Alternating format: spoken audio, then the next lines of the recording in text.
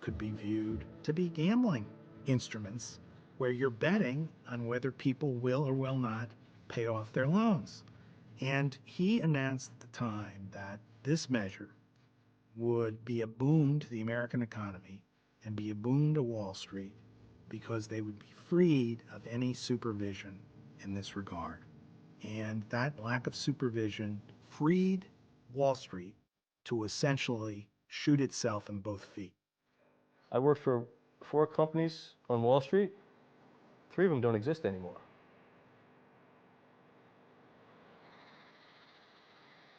I don't think anything is really permanent in life. I mean, sure, my grandfather worked for the same company for 20 some odd years in the steel mills of Pittsburgh, maybe 30 years, I don't know, but he worked for the same company his whole life. Nothing's permanent anymore. Stock market goes south, banks going out of business. It's just the way people in America live. I don't think anything I've done propelled or inhibited it. I don't think, no. I don't feel any responsibility for this mess at all. It really started getting heated in 2004, 2005. Mortgage rates kept dropping for prime mortgages, the ones that most people get. And that made the others much more valuable because they offered much more yield. When you have that much cash flow that's extra, you can siphon off a whole lot more fees. And that is, it's all about money. Subprime, in 2005 and 2006, the issuance was about $800 billion total. It's a river of cash. $800 billion, it will buy a lot of houses and do a lot of things. And you can tap into that. Your fees on that might be 4%. Okay, 4% of $32 billion.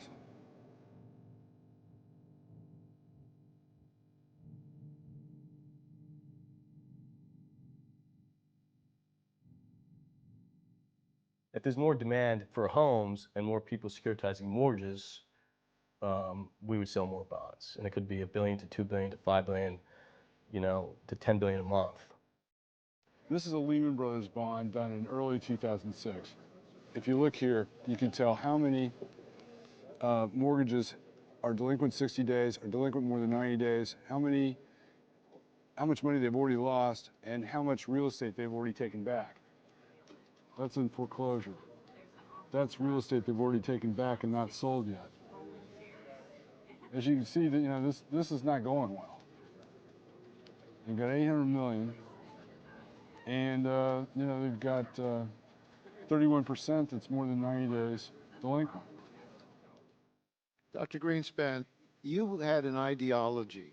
You had a belief that that free, competitive, and this is your statement, I do have an ideology. My judgment is that free, competitive markets are by far the unrivaled way to organize economies. We've tried regulation, none meaningfully worked. That was your quote. You had the authority to prevent irresponsible lending practices that led to the subprime mortgage crisis. You were advised to do so by many others, and now our whole economy is paying its price. Do you feel that your ideology pushed you to make decisions that you wish you had not made? Well, remember that what an ideology is a conceptual framework with the way people deal with reality. Everyone has one. You have to exist, you need an ideology. The question is whether it is accurate or not. And what I'm saying to you is, yes, I found a flaw.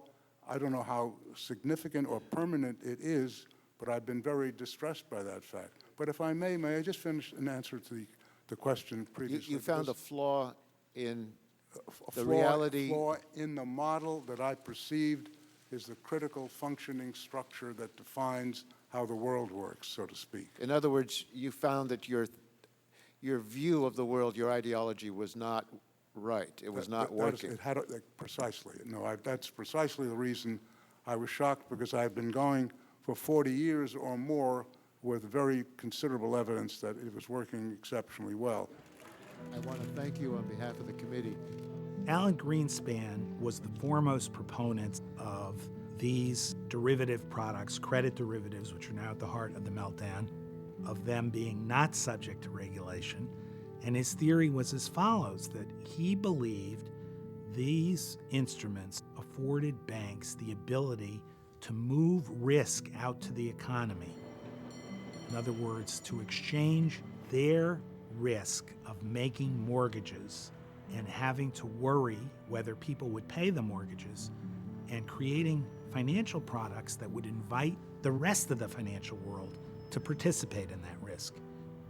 His theory was, well, this isn't making matters worse, it's making matters better, because banks, when they make all these mortgages, won't be subject to forfeitures.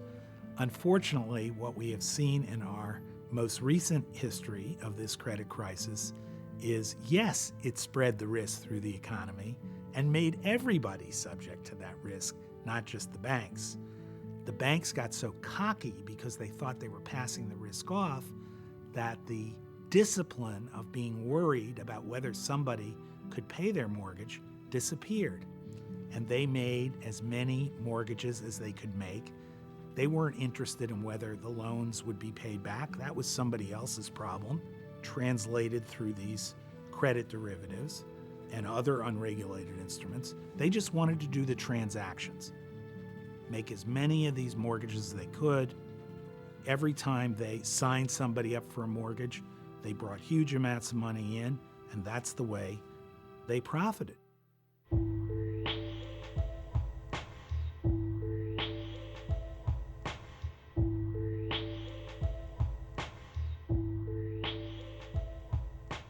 It worked really well for a while. In fact, a lot of people got very, very rich off this. But it's funny that the people that got rich off of making loans to subprime borrowers weren't actually investors. The real money was made by the people that were along the value chain of passing this loan from the borrower to this ultimate CDO investor. So you have all of these agents along a value chain that are paid up front. They have no quote unquote skin in the game whatsoever.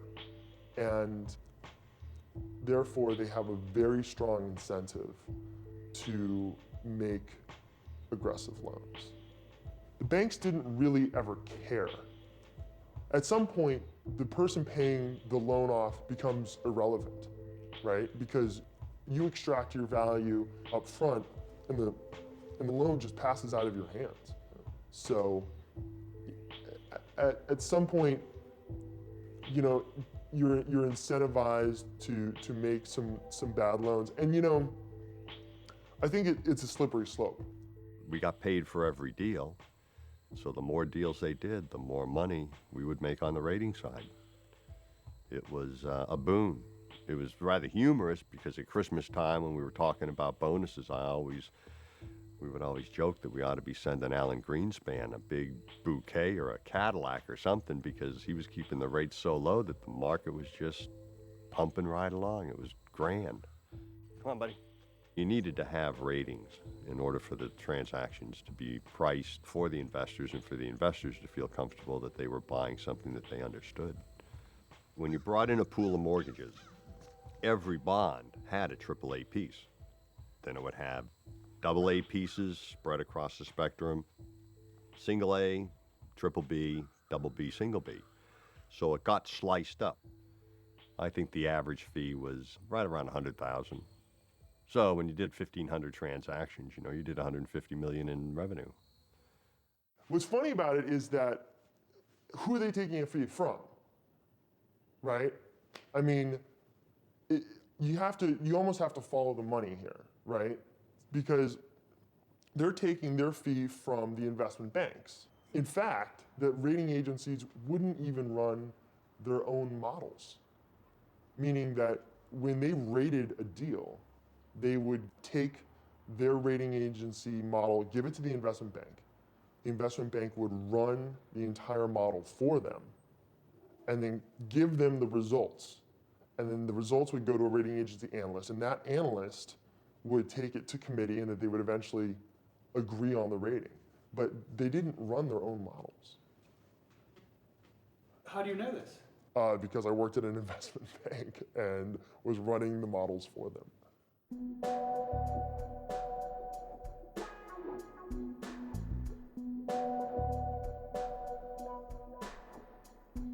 I was requested by the head of the CDO group to put some ratings on some bonds that had come in as part of a particular CDO, but we didn't have any information. We'd never seen the tape, we hadn't read the legals, and so we wrote back and said our criteria requires that we have the tape and that we have the legals to make sure it meets our criteria.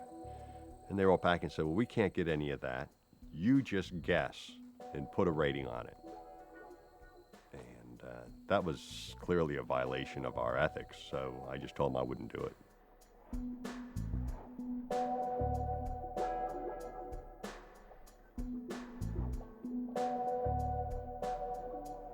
This ACE bond here is the highest level of delinquencies. And it's got 63% of its loans more than 60 days delinquent. It's got 21% in foreclosure. Wow. So who did this? Deutsche Bank sold it. And the servicer is Wells Fargo. So who you think is you're paying is Wells Fargo. And this is a mess. Eventually, at my 10-year anniversary, I just retired. It was becoming too frustrating to see what we were doing. And in light of our ethics, code of ethics, we were supposed to be maintaining and striving to develop the best criteria in the world, and we weren't doing that. Some people ask, what do you think caused all this? I always say, I think it comes down to greed.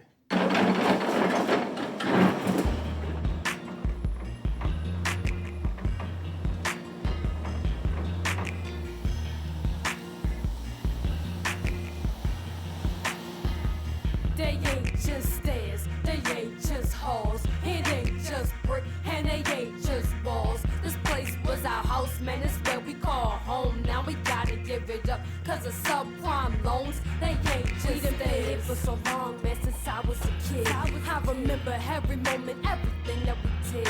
All the functions, events, and the holidays. Had the family get together, how we all would play. Now it's only a memory as I give this eulogy. I dream is dead, and you call us a democracy, but it's reality. I just think it's immoral for there to be such a huge boom around the housing industry. A lot of people made a lot of money. And now all of these people who bought during that period are losing their homes. I teach about social justice issues, human rights issues. I actually have a class, Issues of Social Justice and Human Rights. Let's take a little quiz. And I've been considering talking with my students about the mortgage crisis and what that does. There's a loss of security, there's huge stress. It's terrible. 40,000, can you bid a 40? I got 37,889. Do I hear 40,000? $37,889.99. How do you advance at this time?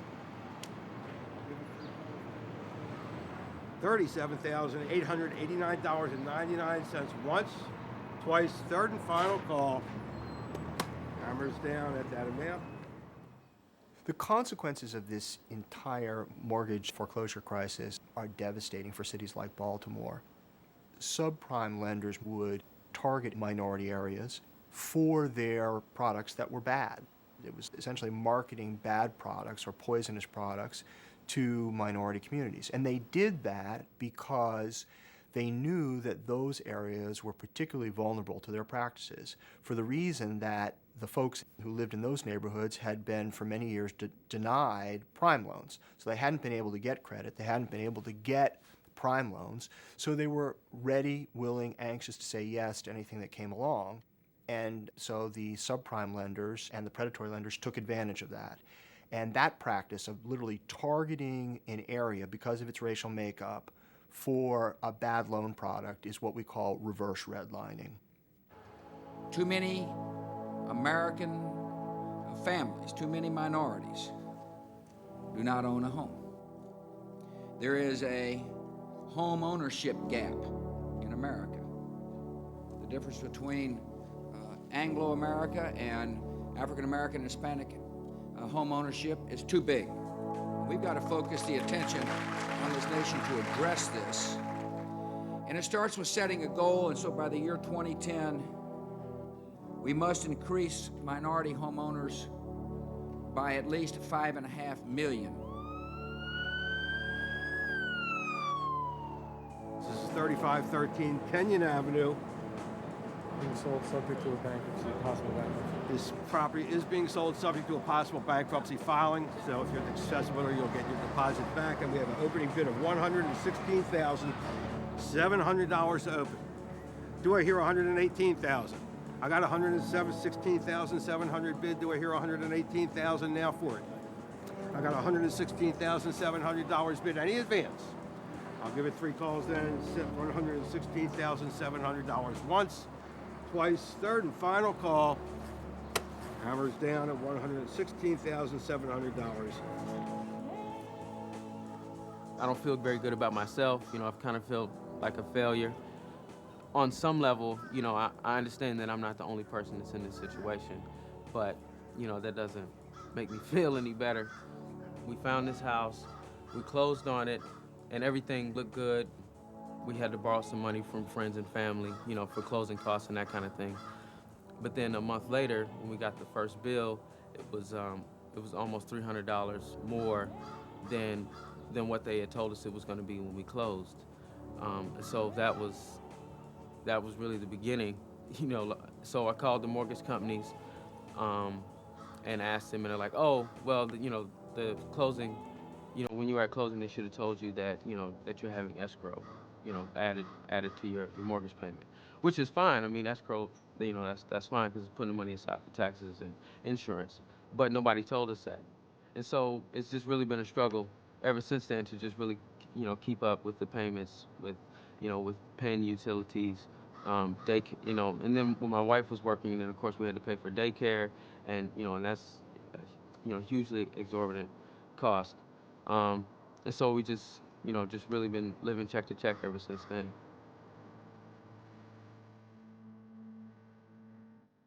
These are all the boxes and things that the clothes are in. We started taking things down, and packing in the little time that we have. I'm a gardener, or I like to garden, and we all like to spend time outside. Here's our garden in the spring. Got some cabbage and broccoli and greens. We've got composting. Our composting bins over there.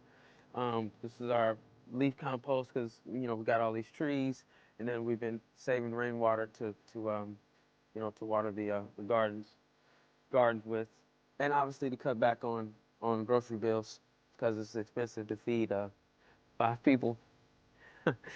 So I got lots of books. Most of the boxes are books. Then this is the living room. Again, lots of books. My youngest son likes to dump the toy box out anytime he wants to play. Upstairs, we've taken the beds down and everything, so so there's not too much upstairs.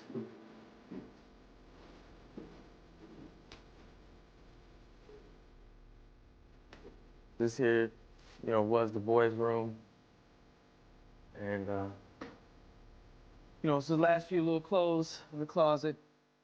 A friend of ours, gave Jassy this plane, and he really loved it. So so I was gonna, we're gonna make the room have a theme, around some maybe Tuskegee Airmen or something like that, for the boys. And so it's that kind of stuff that's really kind of gut wrenching, because we haven't been able to do that.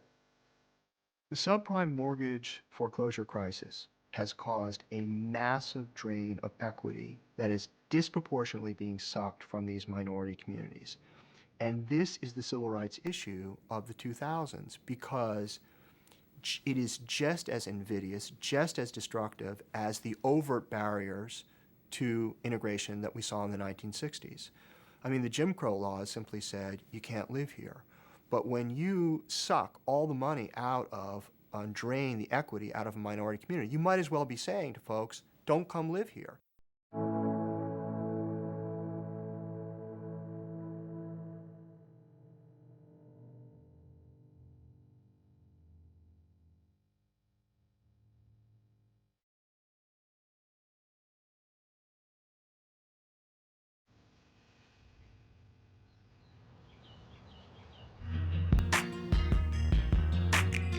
It's devastating, all these people who losing their homes. Where is the joy of this American dream? It feels more like an American scheme. Optimism at a low, where is the aid?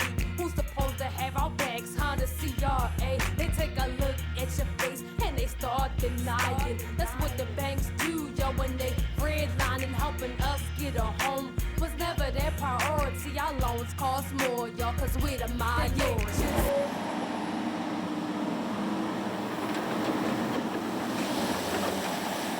There seems to be enough evidence to suggest that minorities were put into these loans and deceived and misled into unsuitable loan products. Some of the deception that home buyers found themselves in is both when they got to closing, and they were being told right up until the loan closing that their payment was going to be, say, $1,000 a month,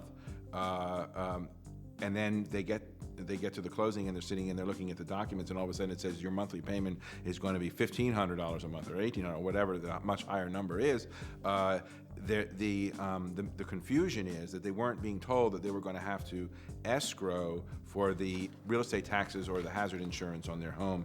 Now, on the flip side of that, we also have people who were being told when they refinance their loans that we could get a lower payment. What they weren't being told is that where they were currently paying the taxes and insurance on the new loan, they would not. So the purchase price is $135, and then the interest rate is 11.125. So it was 108 and 27. The large loan is 6.6%, and then on this one, if this is the smaller loan, the second one, this is the one that's 11.125. And as far as I know, it hasn't adjusted yet. We got so lax in the way in which we conduct these closings that they were being conducted at people's homes, by notaries. You could do a real estate closing by meeting this notary in the parking lot of a shopping center and do it on the hood of your car. There's nobody to ask questions of. There was the thickness of these documents is like a phone book in any given city, and there's no time for the borrower to even be able to digest what they're being asked to sign. And in very many cases, they're doing this late on their way home from work, so they don't have to take off from work. They have to pick up their children at daycare, otherwise there's late fee penalties and that. There's just not an opportunity for so many of the folks who would not be in a position to understand what they were signing to do so. And there are even folks who are intelligent and trained as lawyers and in the real estate profession who admit that they don't understand some of the jargon that's in these documents. So how can you expect the average person to? It's a myth to say that, well, these documents were signed voluntarily by people who knew what they were signing. I don't buy that. These loans are incredibly complex. In fact, we've looked at loan documents here, and counselors here will look at them and go, they can't figure them out. And they've been looking at loan documents for years in their lives. And there's a clause somewhere in it that they can't, it adjusts at this, it's based on a certain rate, it's tied to some interest rate or some treasury note of whatever that is very complex. Adjustable rate mortgages that only adjust one way, upward. And how much is the payment on the first? Even when a housing counselor was part of the process, frequently families would get to the closing table and suddenly were faced with a loan product that they didn't know about when they signed the real estate contract. So he's already not going to make it. I don't think some of the clients understood the mortgage they were getting. I don't think they understood that their income wouldn't support the loan. They were being told lots of different things to entice them into the mortgage, and I don't know who should pay for that, but I certainly don't think the homeowner should be. Hi, this is Stephanie at St. Ambrose. I was able to speak with your lender. They have a sale date, a foreclosure sale date scheduled, and that's June 16th. Okay, when you came in here, you brought, your pay stub. Do you have bank statements? Can you fax those, like today? Okay, you're welcome, bye. He's a driving school instructor and a part-time nurse's aide, so. He's only in this loan for, 2.5 years. His rate has gone from, his initial start rate was 7.875, now it's at 10.875. I'm about to adjust again in June, but this time it's going down a point to 9.875. And clearly with the rate adjustment, he can't afford it. Could he afford the payment at the He initial could, rate? yes, okay. And you said the sale date's June 16th? Yes. I would Okay. just stick with the request for the rate, unless there's a huge discrepancy in value, which I doubt there is if he just refied 2 years ago. Is he in the city? No, he lives in Montgomery County. Oh, it might be worth looking. Yeah. Okay. So yeah, I would do that, and then everything that you send to the bank. Ooh, we have the investor. I think, did they put the name in there? Mm-hmm. It's Deutsche Bank. The types of loan products that were being used were very often these no documentation, no income verification loans, so-called liar loans, which is unfortunately the term because it connotes, in my opinion, that it was the borrower who was doing the lying, but in reality it was others who were lying for them, and they may not even have known until sometime after the fact that misinformation was being put on documentation purporting to be an exaggerated income, for example. The process would allow for a loan application to be taken over the telephone. So if a borrower, was being candid and said, well, I make $2,500 a month, that information goes on a loan application and gets sent in to the lender for underwriting. But it isn't until the signing process, which we talked about a little earlier, where it's part of the stack of documents that a borrower gets, that the loan application that they actually sign is going to show maybe that it says $2,500 a week. And so these kinds of alterations, if you will, of reality are not necessarily being made by the borrowers themselves, but were being made by brokers along the way. I was a mortgage broker for 5 years. The company was making anywhere from 3 to 4 points on people with really bad credit. That was one of our buildings. There were about 50 that worked out of there. Those people were making, some were making as high as $30,000 a month. The idea was we were able to provide people who otherwise would never have been able to buy a home for the first time. So you were making people's dreams come true. But in reality, the banks were really making a lot of money off these people. As a percentage of the total amount of the loan, they were making a killing.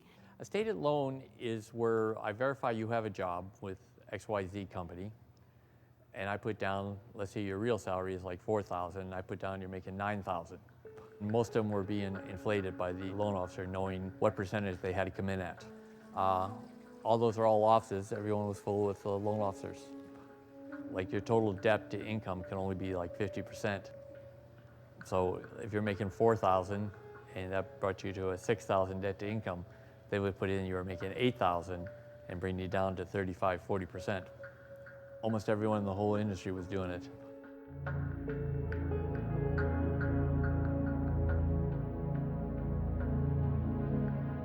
Years ago, you went into a bank, you filled in the lines, you provided your information, and you signed at the bottom line. This is instead a mortgage originator at a computer plugging in whatever numbers it takes to make this loan work. There are variations on the 1003. The 1003 is the uniform, the standard residential loan application. We'll find when we request loan files from lenders, there's 6 different versions of the 1003, and the final one bears very little resemblance to that initial application that was taken over the phone. And it's because whatever number it was that made the loan work was inserted into the income information, was inserted into the asset line. It's one page of a stack this thick that a homeowner is signing at closing. I think that's a flawed argument that so many are making, that people knowingly got into this, or they tried to defraud the system, they tried to take out more than they could handle. Certainly there were those people, but this crisis is too big. The numbers are just too big to point your finger at any one party. It's not a group of homeowners that conspired to completely, cause the collapse of the mortgage market. It definitely, it goes from homeowner all the way to Wall Street. The last time we talked to Litton, and we haven't talked to them about the loan adjusting at all because we've been, dealing with this default. Litton is the 4th or 5th company that bought the loan. Litton is the people you pay. Goldman Sachs Alternative Mortgage Products, home equity too. All the mortgages, like Denzel's, are put into a pool, and then the cash flows are then cut up into various pieces, like this one. Okay, this is the current top rated portion of that pool. So these guys have first claim on those cash flows. So if Denzel makes his mortgage payment, the first dollar of it goes to this guy. They are listed by state. I think he mentioned that Denzel would be in this group here. He owes $108,000, so he would be down there. A bunch of people have been paid. You see the ones in gray? Those people, so $218 million of this has been paid. And those people have gotten their money and they've walked away, okay? It's the people who follow them that are going to be stuck with the losses. For instance, these bottom tranches down here these are equity, and I believe they've already been washed out. These are not being paid as we speak right now. This is getting paid, but it's rated D for default. This bond in particular was a member of the ABX index, which was the primary hedging device for the banks and the hedge funds on the street.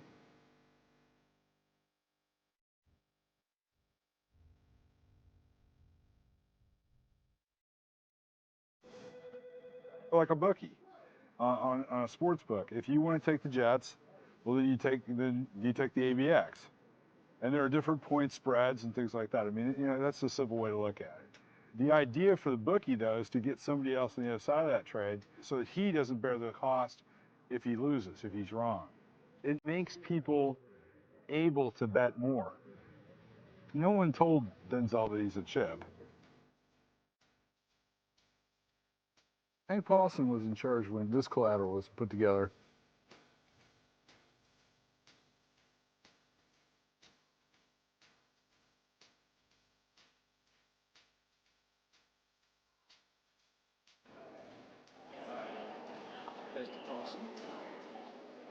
A teeny, tiny piece of Hank Paulson's compensation came from a mortgage that Denzel pays.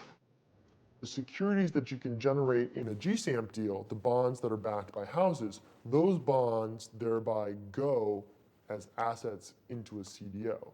And so more and more needed to be created in order to feed CDO demand. What you're doing is you're taking the triple B tranche of a subprime deal, right, which is way down in the capital structure. Taking that little tiny tranche, which may only be 3, 4, 5%, and you're saying, okay, we can put this into another deal and call the first 80% of that AAA, right?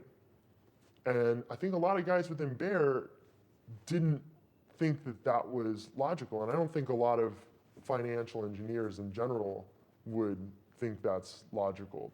I remember one overseas meeting with 2 different banks in Korea for a CDO that we had been marketing. One bank put in an order for 100 million, and the other bank put in the order for 200 million. Neither one of the banks in Korea spoke any English whatsoever. It was kind of absurd.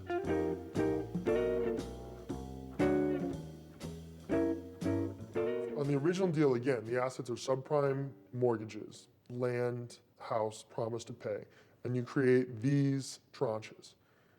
Then the triple B tranches out of this deal go through and go into another asset pool, maybe like 100 of them, 150, and you retranche those triple B assets into a CDO, right? so AAA, so on and so forth. Then you take the triple Bs and some AAAs out of the CDO and put that into a third vehicle called the CDO squared, where the CDO squared's assets are actually other CDO securities, and you go ahead and re-securitize and re-lever again. There were some estimates that CDO squared's leverage was anywhere from 1,000 to 10,000 times. Really, the math starts to break down because since you're dealing in dimensionality, it doesn't make sense. You know, it's like the fourth dimension. Like, you know, what is it? You can't really tie it back to anything in reality. Who was buying those CDO squares? Idiots.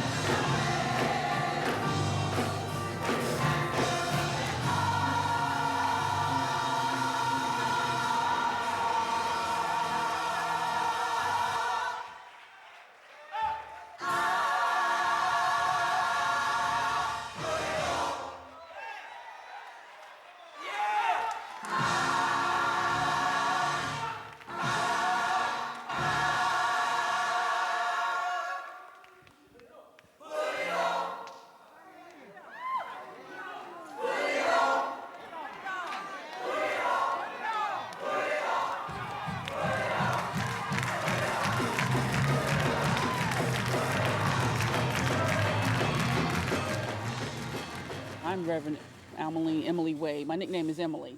And I'm still out here trying to keep up the good work. Being in the ministry, you get exposed to people. There are shelters. I've come across people who are in shelters who used to be in their own home. I come across people who have, because of financial problems, it led to domestic violence. And we try to encourage men and women. I come across people who have turned to drugs because they've lost everything, and I try to say this is not the answer. There are many individuals that are experiencing foreclosure. People who never thought that they would be homeless. And you never know when you will be next. Many of us are suffering tonight because of our brothers and sisters who are now homeless for the first time. Not because of anything they did or did not do. They're just victims of what we are now experiencing. And I know that you are praying for every individual because tomorrow it just might be you. Right now I live my life in pain, and some days I'm depressed because I miss my home. I'm homeless, and it's just hard. It's a struggle. It's devastating. It's upsetting. It's unbelievable, but it's real. I don't have a home anymore. And I'll never forget this as long as I live. This is a house that I grew up in most of my life. I came here in 1961 with my mother and my father. I've been here a lifetime. And I went to school here. I went to junior high school, went to high school, went to college. And we used to have a church next door. And the neighborhood was just home. This was just home. I wanted to do a assisted living here. I wanted to help people. And the property wasn't in the proper condition that it needed to be. So I was advised to take the equity out of the property, some of the equity, and do a loan and start my project that way. The loan was for $28,000. It's really sad that all of this was lost over $28,000. The monthly payments was close to like $300 a month, but I was on a fixed income. And it just got to be too much. Wells Fargo was the mortgage servicer, and that's who serviced my loan and who I got the loan through. I really, at that particular time, didn't know all the ins and outs of a mortgage loan. I just took it by faith that I was going to be okay. Settlement was really fast. You just don't know. You know, you're trusting your mortgage broker, you're trusting the settlement people, you're trusting the bank, and what else can you do? You really don't have a clue. You're just happy to have someone say, yes, we will finance you. Yes, you are approved. Yes, you can go to settlement. Some of these lenders were responsible and had good products and tried to do the right thing and would go wherever they thought the need was.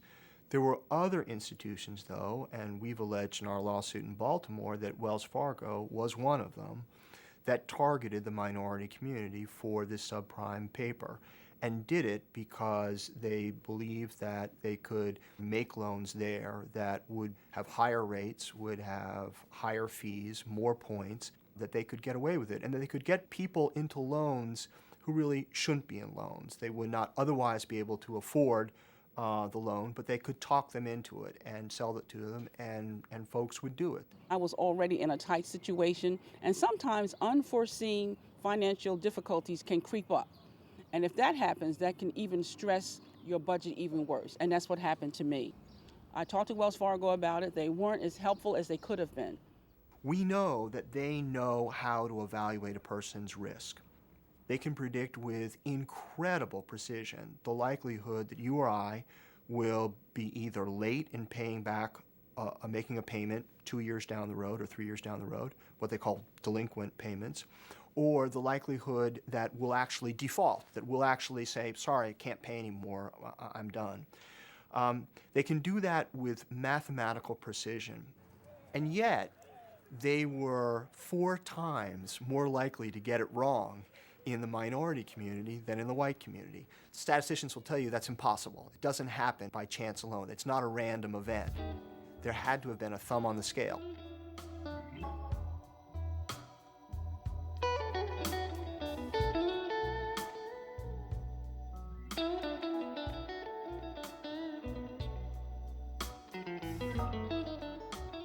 My possessions are now in a storage bin, what I was able to get out before the house was locked up.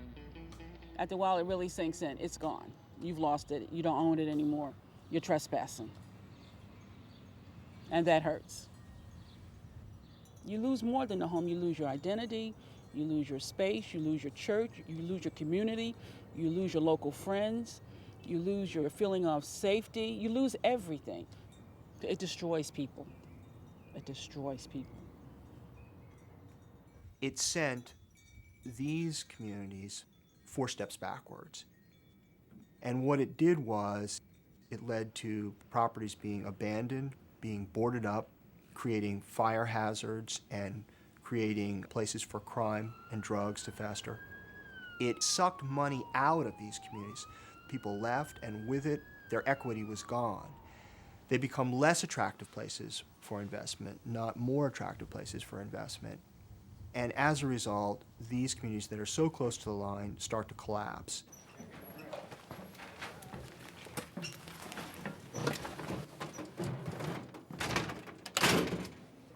Yo! We got the heat on. I'm actually livid right about now because this oven was on. All right? This oven was on, heating the house. Oven was on, heating the house when we walked in. You can't tell that somebody was actually coming in this door without coming up the side steps and checking the door. So as you see this situation, this is very dangerous because the oven is on, is burning, and is next door to people otherwise doing things the right way. Somebody is living in this house.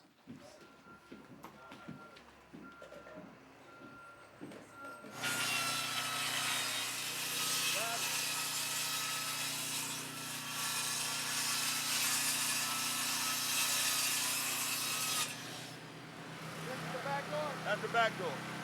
We will only board the opening if somebody has breached it. If someone has kicked the door in, broken the window, and there's evidence that people are going in and out of this property that do not live here. Linda, I am at, they are a potential danger to the citizens on each side. 4267 Sheldon. I need you to call BG&E and check for active service, over.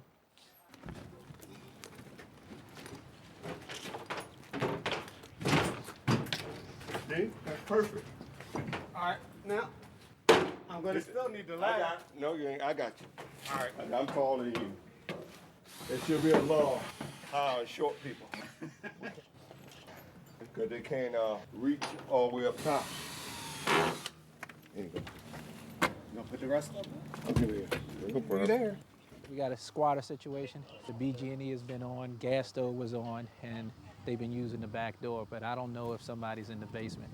So I just need to clear the basement. All right. This is a very stable neighborhood. I mean, if you look around, you have one house for sale, and you don't see a bunch of boarded up houses in this block. I mean, this is probably the one here.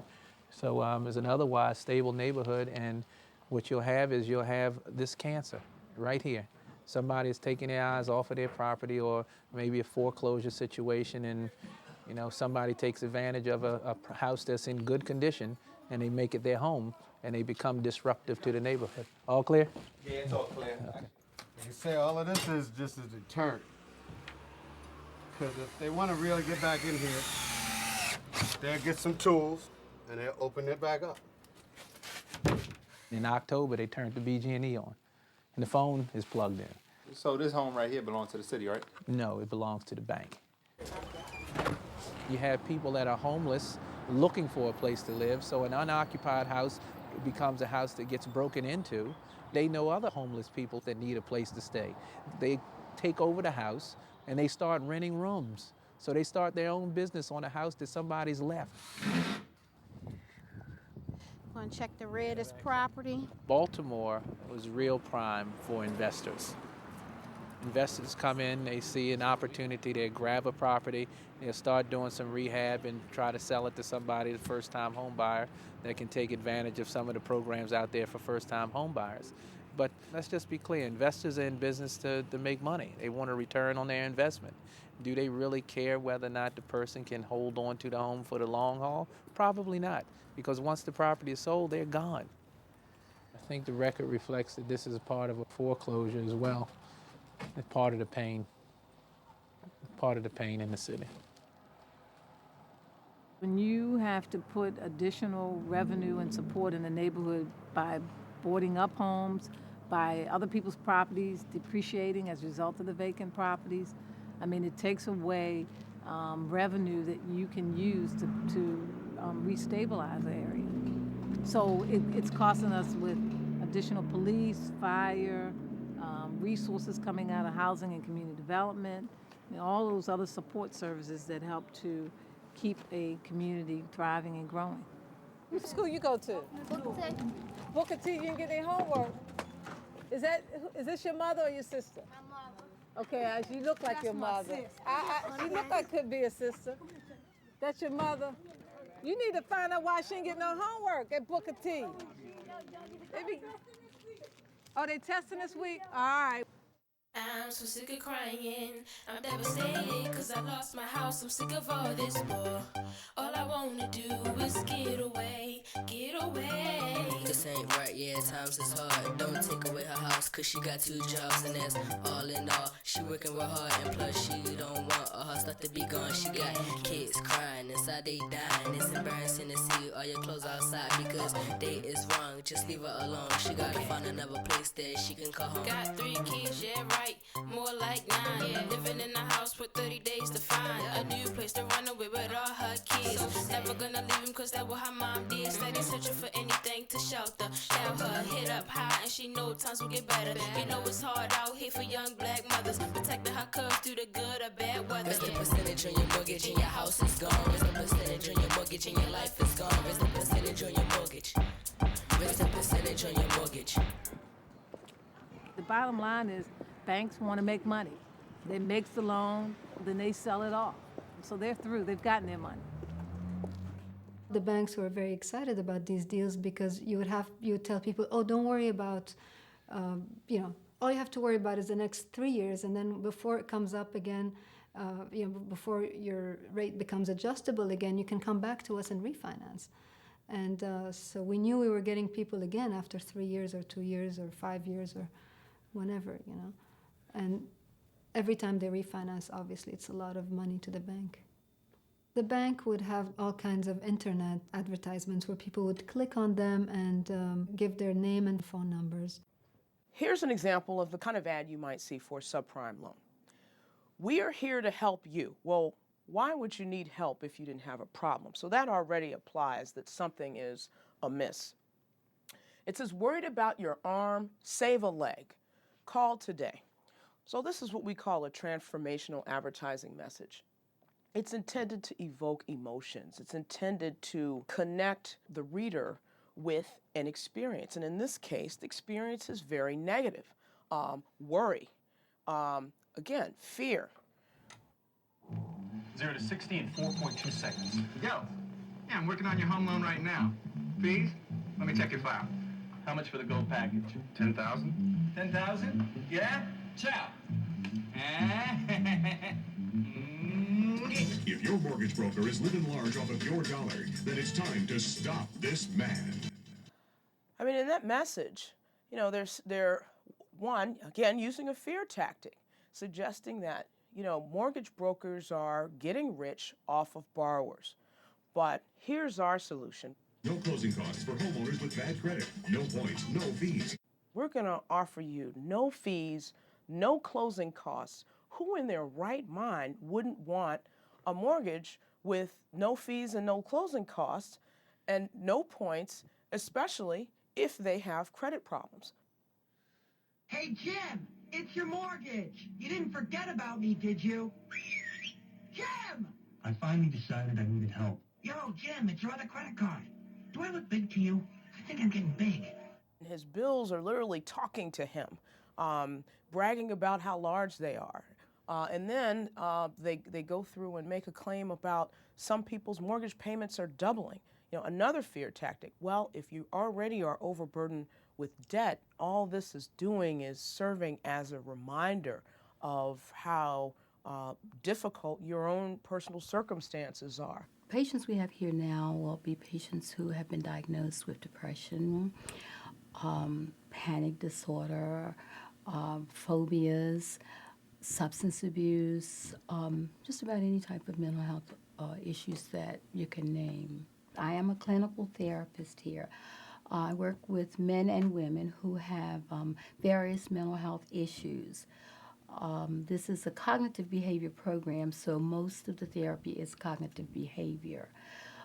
We work from an approach of getting the person to take responsibility for the behavior and to identify the behavior and then work to change it.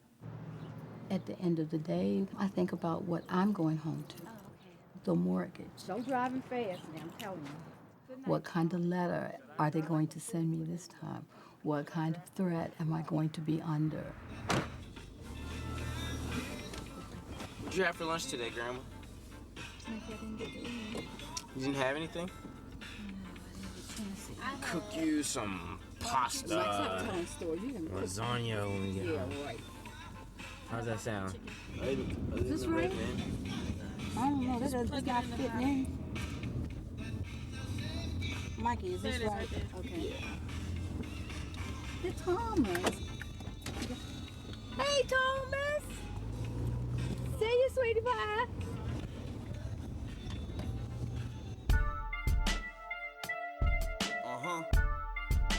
Ever this letter may concern, I'm dealing with a problem affecting my family, especially my mama, my sister, my brother, uncles, and grandmother. The government made a mistake and we suffer. We as a community, we as a city-state, we as a country, we as a whole. Right now I'm speaking for those who've been evicted from their homes and they ain't got nowhere to go. I mean the weather's getting cold, what we gonna do for heat? We ain't got nowhere to sleep and we ain't got nothing to eat. Blacks, whites, men, women, and children. Why Bush ain't getting us at 700 billion? At this point, the mortgage has been placed in foreclosure. Where's the cat? I don't know. Cat, where are you? And because of that, they've charged me $10,000 extra in order to bring the account current. I'll get it. Okay. Oh. The mortgage went from about $800 a month to $2,000 a month. Cat. The minute I don't pay it, they're going to take the house.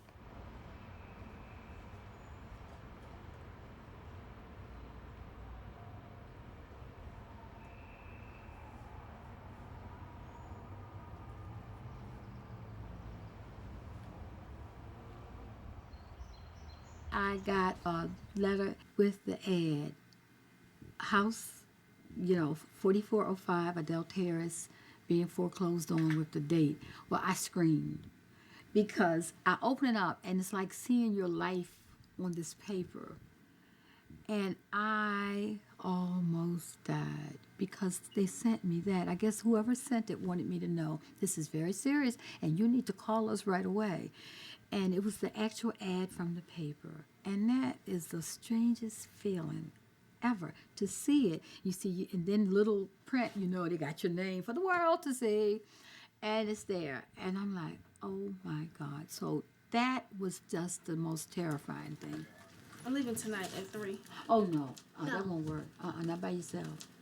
No, we have to see how that would do that. I might need to try something else. I need to be back by tomorrow. What time? Well, really 10 in the morning. But I have mixed feelings about her driving by herself, but she thinks she can 3 do o'clock it. in the morning. I know she can do it, but it's 3 o'clock in the morning that's disturbing me. We weren't expecting the mortgage to jump as it did. We are two professional individuals. We both are well educated. Salaries are reasonable, and then we find ourselves in this situation. It can happen to anyone, and that's the frightening part about this whole deal. I do not want to be out on the street, and I know they will put me out. I've seen them put people out. That was June 2005? Mm-hmm. It was June 2005. It was a hot day, and I remember the sick feeling, and we ran over, and they had such nice everything you could think of, and we were just trying to figure out what could we do with this stuff. 2 little people, and people walk by, and they start looking, and they just kept putting this stuff out on the street, putting it out, and I never seen it. I was just appalled. The sheriff came. In fact, I challenged the sheriff, and he got the paperwork. He showed it to me. He said, ma'am, what we're doing is, something we have to do. And they put these people out. And when they came home, they pulled up, and the daughter walked around the corner from school. I'll never forget. She turned this corner, and she saw all of her. Everything just slumped, and you could just see the emotion welling up and the shock to see the contents of your house just sitting out on the curb, and your neighbors pretty much acting as the police and protecting it from people who were just kind of waiting to pillage through the items. So it was heartbreaking. I think that was the worst experience for me. It was. It was so sad. I mean, it was like a funeral, because all the neighbors were really devastated by that. I mean, because their kids played with our kids, or they had sleepovers in their homes, or they have sleepover in our homes, and just the one day to come home and not to see that, I think that kind of made it real for me. And then additionally, seeing how we as a family have been impacted as a result of what's happening. And then you read about it every day in the newspaper. You do see it on the news. And it's a sign of the time, but I think it's a sad commentary in the country in which we live is one where, they talk about the American dream. We live in the richest country in the world, per se. And to have a system in place that makes it difficult for people, hardworking people, to own and maintain a home, I think it's a sad commentary in itself. And I think that's what's become more real to me as a result of having gone through this experience. Before all of this started happening to me, I didn't read these things. They didn't apply to me. They weren't about me. But I read everything now. Everything, because I know that if it's not me, it's still about me. And what I think, I'm amazed to know that everything we're doing here affects people for so far. It's like a ripple effect. I didn't understand that. I didn't know that there were investors who are getting rich off of people who are getting hurt. I didn't understand that. I'm now beginning to understand that it is a business. It's a much bigger business than I recognize, and that it's a business that needs some type of real regulations. I don't mean just to say there are regulations. I mean real regulations to protect the small people. That's what I think now. Before, it's like you just see this thing and it doesn't mean anything. Now, when I read it, oh yes, it means a lot. It means that I didn't know that there was a town somewhere over in Denmark that was affected by this mortgage industry. I didn't understand that. Today, I'm understanding that it is, and it's more. So I just can't believe how we got like this. And when I say we, I mean we as a country. How do we do this when we tell people to own a house is the dream, and it's what our country's built on? All right, let me get it. I think I have everything. I have the proposal. I got the proposal. I wrote him at first, and then he didn't answer, so I faxed him. I faxed him twice because I knew that the fax was going to be received at his office. And I got the confirmation that said received. So, like, you don't have to answer me. I know you got it. So I brought the check for today, thinking that I'm current, but that doesn't work because he sent the other check back. So as long as you send checks back, nobody will ever be current. So anyway, that's the deal.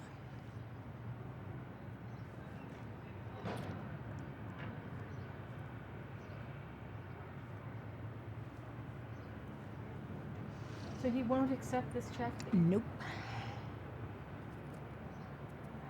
He did not. Nope.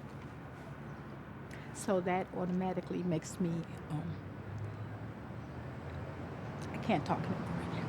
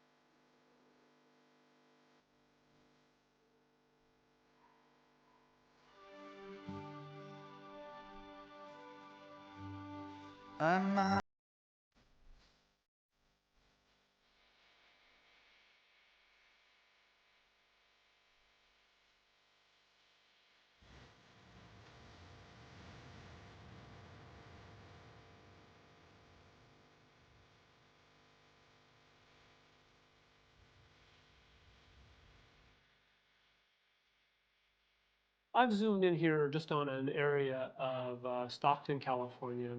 This is a little subdivision called Murata. Green is pre-foreclosure, means a notice of default's been filed, the foreclosure process has been started. Blue is an auction property, which means it's reached the second stage of foreclosure and an auction time and date has been set. And red is now bank owned. Today, 96.6% of the properties that go to auction go back to the bank. So as the banks sell the homes and prices begin dropping, you get other folks then that have to go into foreclosure because their loans are either resetting or recasting, which greatly increases their payment. As that happens, you're putting more and more people into foreclosure, which leads to more bank-owned inventory, which leads to further price declines, kind of continues a vicious circle. For the homeowners who refinanced and have a second mortgage, they're certainly looking at consequences for a very long time, or having declared bankruptcy, which hurts your credit worse than foreclosure. Foreclosure stays on your credit for 7 years. Under current Fannie and Freddie guidelines, you can buy another house in 5 years. But for those folks that had second mortgages that were refinanced, they really have a cloud hanging over their head unless they declare bankruptcy. Nearly all of these properties have second mortgages. That bank can come after you forever. This is a chart of who foreclosed on the loan. And it could either be this entity like Countrywide, Wells Fargo. It could be an entity owned by Wells Fargo like America Home Servicing. We've had $100 billion of loans actually sell at the foreclosure steps and go back to the lenders since January of 2007 in California. $12.5 billion just in July of 2008 alone.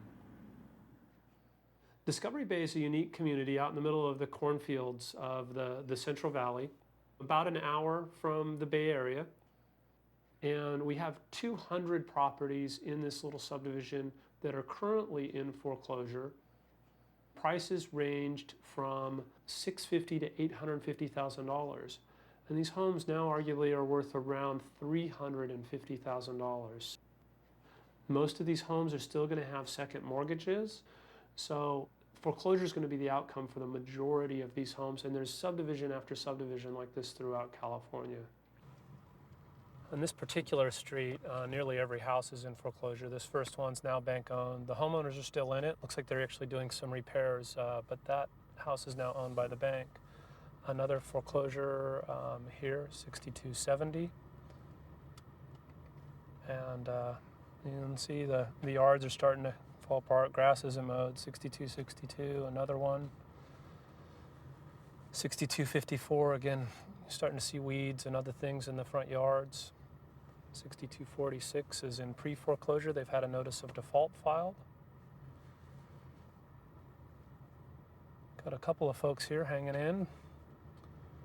And then back to foreclosures. 6222 is a pre-foreclosure. 6214 bank owned, and you can see the homeowners are still there. A car in the front driveway, yet to go through the eviction process. And then one last one here, another bank-owned property. And that's the whole street, all but 3.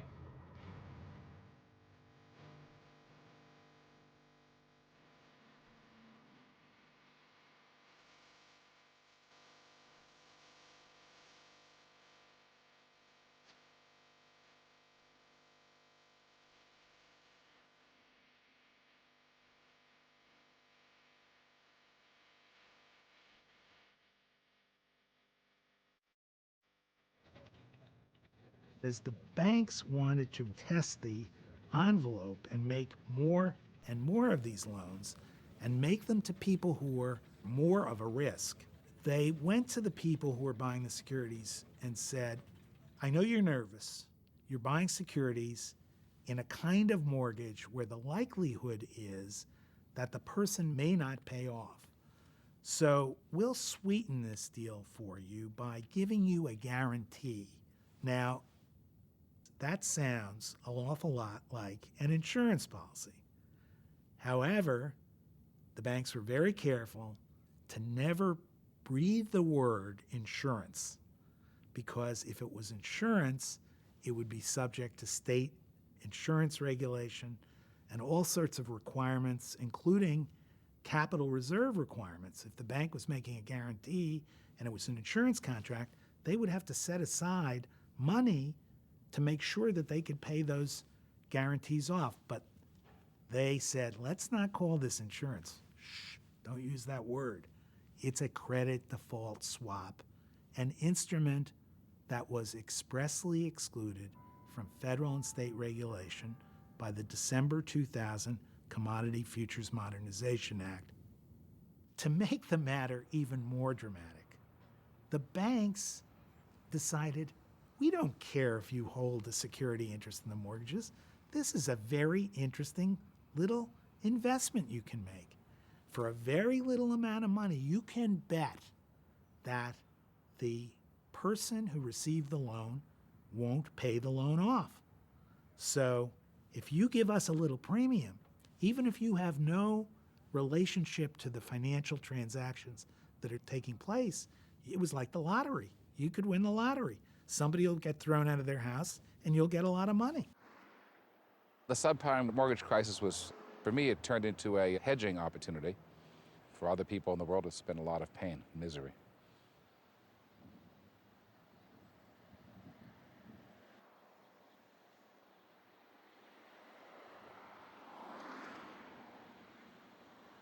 When you're doing a trade and it seems too good to be true, you start thinking that you're missing something. So I can't tell you how many people I talked to who I thought were intelligent, people who'd been on Wall Street or, involved in trading stocks and bonds. And I kept saying, what am I missing here? In the spring of '06, when I initiated this trade, and housing price had already had quite a run-up, and there was, frankly, quite a bit of talk already about a bubble and a crash ahead. But I think the conventional wisdom on Wall Street is that housing prices never go down, that they, level off and then they go up again. And it was kind of crazy because it didn't seem that way to me. In California, where we sit today, in the spring of '06, 12% of the population of California could afford the median priced home. Now, for housing prices to go up, you need to have buyers of homes. So obviously, if only 12% can afford the median priced home, then you got to think, well, where are all these buyers going to come from to keep pushing prices yet higher? Ultimately, I had over $1 billion of these bonds that I was betting would have a high level of defaults, and I was betting against Wall Street. The problem is this is totally unregulated. There's massive growth in these structured investments and these esoteric types of products that were created on Wall Street. This massive growth has created like a massive nuclear bomb, in the financial world. The banks never set aside enough funds to pay the bets off, so they're the loser in the deal, and that's why we have the crisis. Fed's going to have to fund a bailout. God, this could happen really soon. It could happen in an hour. Lehman, over 5 days, is down 43%. That's a pretty serious sign that it could go down to zero. The stock is plunging by almost $5. You can see it right here. They've lost 86% this year. Last November, that stock was $67. There's literally no more investors left for Wall Street other than the United States government. That's it. You have a choice of going bankrupt or the government buying you, literally, because no one else in the entire world that has that kind of cash.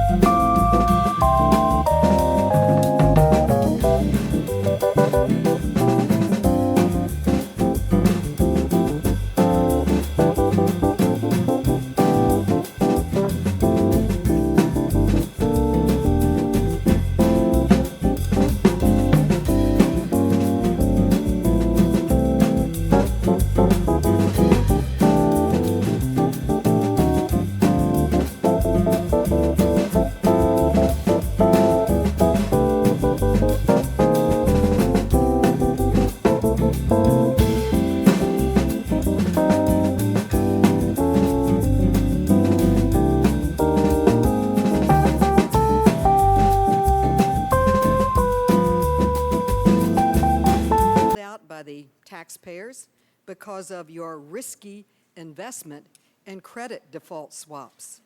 And I, for one, don't think any of the management deserves a bonus or any pay from the taxpayer's purse. You were just gambling billions, possibly trillions of dollars. Well, I wouldn't refer to it as gambling. These transactions were individually underwritten very carefully, and maybe I can provide some more background to you that may be helpful. If they were carefully underwritten, how come no one wants to buy them? If no one wants to buy it, I think there's an indication that there's no value there, that you were generating fees, making all of your employees rich, wrecking a great company and tearing down our economy, and now turning to the taxpayers and asking us to bail you out. If they fail, billions of dollars will have to go on the bank's books as losses. And hey, you've got all the makings of the next Great Depression.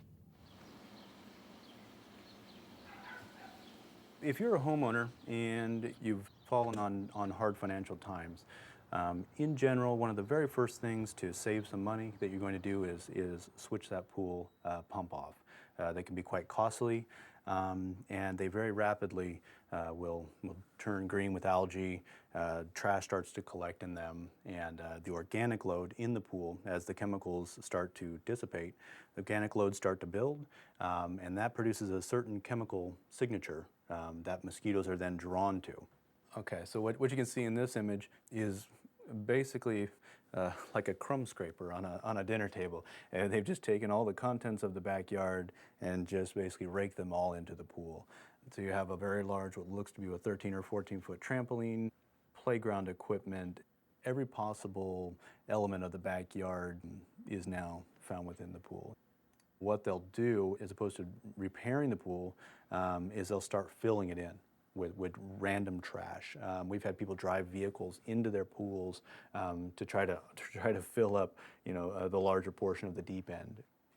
I'm not a psychologist, but if I had to assume why a resident, upon leaving a property or maybe has fallen into financial hardship and is looking at losing their property, would go to this, or would turn to this kind of behavior, it may be a form of just, I don't know, maybe a selfish retaliation, where they feel if the next owner has to deal with their mess that they've left behind in some way, they feel vindicated for losing the property or not being able to keep up with the American dream.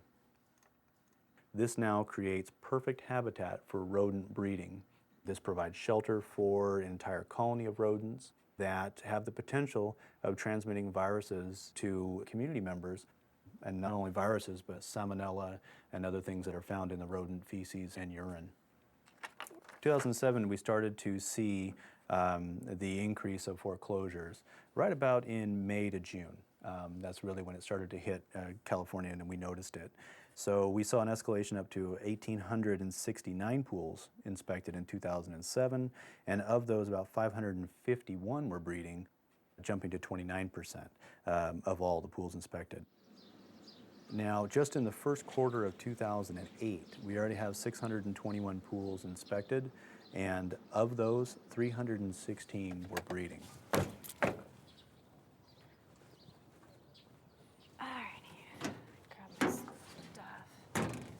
Grab my dipper. Generally, when our technicians go out, what they're going to do is they're going to dip for mosquito larvae. It's just basically a small container. They're going to dip out the available larvae in that approximately 6 cubic inches of water. They're going to do a rough count on how many larvae exist in that water, and then they can multiply that over the surface area to get a guesstimate of how many mosquito larvae are occurring at that pool at that exact moment.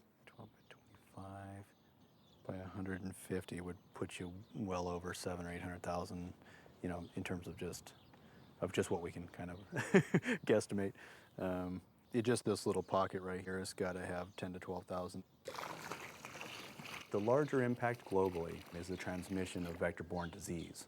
Yeah. Well, the mosquito fish are happy. Yeah, they are. they got plenty to eat. Smorgasbord. I love it. As they move this way, watch the flood of larvae push forward. Doing the dance. West Nile virus, which is transmitted by mosquitoes, is a new virus in California. Once an infected mosquito bites you and you get West Nile virus, the virus amplifies in your body, and over the next 7 to 14 days, builds. And then as the virus progresses, it gets worse. You will then develop into West Nile virus fever, and that can be very, very high fevers over a period of up to 2 weeks, sometimes longer. And then for those who are unable to fight off the virus at that point, can progress into West Nile virus encephalitis, where your brain begins to swell, and generally coma and death will ensue. This mosquito is emerging, letting her wings dry before she flies off, and goes out to seek a blood meal. This is a bacteria that's specific to mosquitoes, and when they eat this, it basically eats them from the inside. While we're here on the property, you can see the lack of vegetation management on this property is a direct invitation for snakes, for venomous snakes as well, to habitate in this area. So our technicians are always careful when they're doing a visual inspection for attractive sources for, say, rodent infestation. We generally find rodents, if there is a problem with rodent breeding at the property, we generally find rodents in the pools. They go down to try to get a drink, fall in, and then obviously can't get back out of the pool. Alrighty, let me put this back in the truck. Once a property is vacated, it's not only attractive to mosquitoes, but it's attractive to other criminal human elements, such as meth homes and grow homes for marijuana. They provide this network, so to speak, of production homes. Given the rate of methamphetamine abuse in Riverside County and in Southern California in general, we pay very close attention to that. We always consider it to be a potential in any home. Yeah. Always want to double check and make sure that that the property is in fact not occupied. Yeah, sometimes when they have the pool sets like that, I mean the pool toys and all the toys, and I'll see like the little guns and the patio sets and stuff, I'll go actually knock on the neighbors' doors just to verify that there's nobody living here, because sometimes it's really hard to tell.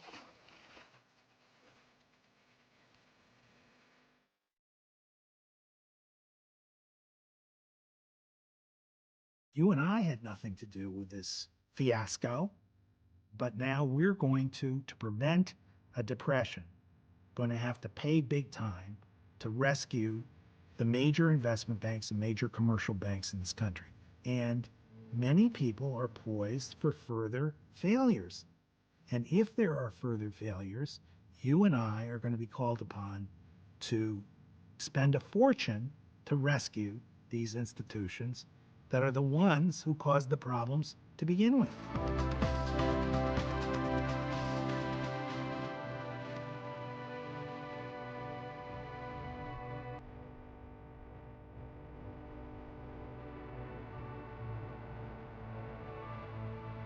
Goldman Sachs has a note on my house.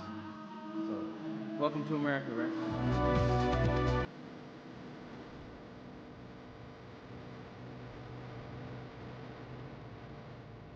Possibility, but I feel every month I can't do it, that I can't pay it. And that's what they're waiting for.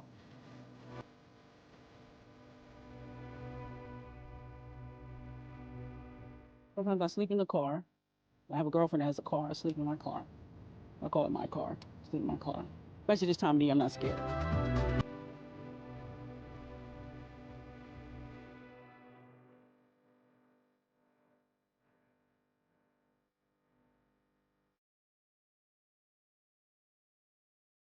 I'm so sick of crying. I'm devastated cause I lost my house. I'm sick of all this war. All I wanna do is get away, get away. This ain't right, yeah, times is hard. Don't take away her house cause she got 2 jobs, and that's all in all. She working real hard and plus she don't want all her stuff to be gone. She got kids crying inside, they dying. It's embarrassing to see all your clothes outside because they is wrong. Just leave her alone. She gotta find another place that she can call home. Got 3 kids, yeah, right. More like 9. Yeah, living in a house for 30 days to find a new place to run away with all her kids. Never gonna leave him cause that's what her mom did. Steady searching for anything to shelter. Now her head up high and she know times will get better. You know it's hard out here for young black mothers, protecting her cubs through the good or bad weather. Where's the percentage on your mortgage and your house is gone? Where's the percentage on your mortgage and your life is gone? Where's the percentage on your mortgage? Where's the percentage on your mortgage? Where's the percentage on your mortgage and your house is gone? Where's the percentage on your mortgage and your life is gone? Where's the percentage on your mortgage? Where's the percentage on your mortgage? It's a pain, seeing my mother work to death. She worked 24 hours, but get nothing but less. She's strong, but I can see her breaking down. Cause when you get something new, they come around. Raising mortgage and causing stress. She needs some rest to get the best for me and her. Memories of how peaceful we used to be. Up in the house, just chilling, I'm doing me. Now, Mom, can you tell me what is going on? Why we in the situation that we in? What is wrong? It's one of those things, baby, hard to explain. Government policies went insane. I don't understand. You work all the time, and now we're here homeless, broke without a dime. Yeah, I work hard, but it's just not enough. We gotta hang in there, cause these times are tough. Where's the percentage on your mortgage and your house is gone? Where's the percentage on your mortgage and your life is gone? Where's the percentage on your mortgage? Where's the percentage on your mortgage? I'm so sick of crying. And your house is gone. Cause I lost my house. Where's the percentage on your mortgage? Where's the percentage on your mortgage? Get away, I'm so sick of crying. I'm devastated cause I lost my house. I'm sick of all this war. All I wanna do is get away, get away.